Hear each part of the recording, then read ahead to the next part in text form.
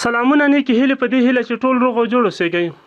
د غزاله جاوید پخوانی خاوند جهانګیر بله هنرمنده سنبل هم وژلې ده. د ویډیو شروع کېدو څخه مخکې زموږ د یوټیوب چینل همدا اوس در سره پښتو ټاپ ټي وي سبسکرایب ورسره خوا کې د ګونګړي نشان ووهئ. پولیس وایي د پښتو د سی ډي ډرامو پیغله هنرمنده سنبل په مردان کې په یو وسلوال برید کې وژل شوې او وژونکي د پیښې له ځایه تښتېدلي دي.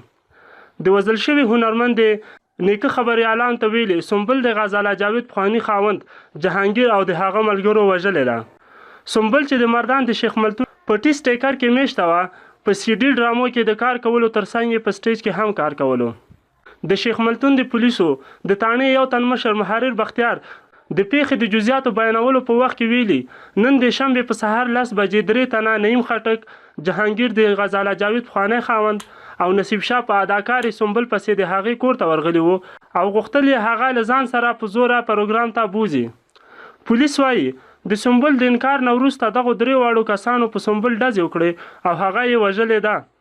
د وژل شوې هنرمندې سنبل نیکه خبریالانو ته وویل چې د هغې لمسۍ د غزاله جاوید پخوانی خاوند جهانګیر او د هغه نورو 2 ملګرو وژلې ده.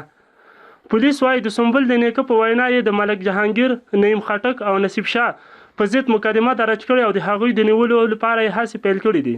له دې وړاندې د پېښور اوسېدونکی ملک جهانګیر نومیتن باندې د خپلې پخوانۍ مېرمنې او د پښتو د ښکلې سندرغاړې غزاله جاوید او د هغې د پلار جاوید د وژنې دعوه هم شوې وه.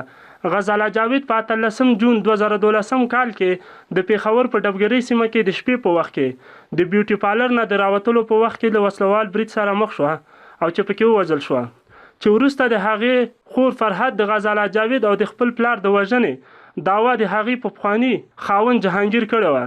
پولیسو د دغې دعوې وروسته جهانګیر نیولی و او د سوات سیدو شریف ضلع قاضي طارق پرویز ورته په 14 دسمبر 2013 کال کې 2 ځله د مرګ سزا ورولې وه.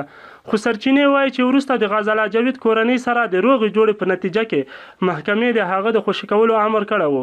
په خیبر پښتونخوا کې په بیلابیلو وختونو کې د ښځینه سندرغاړو او هنرمندانو دغسې په بېدردۍ سره وژل کیږي، خو تر اوسه یې په هغوی کې د یوې هنرمندې قاتل ته هم د ذکر وړ سزا نه ده ورکړې.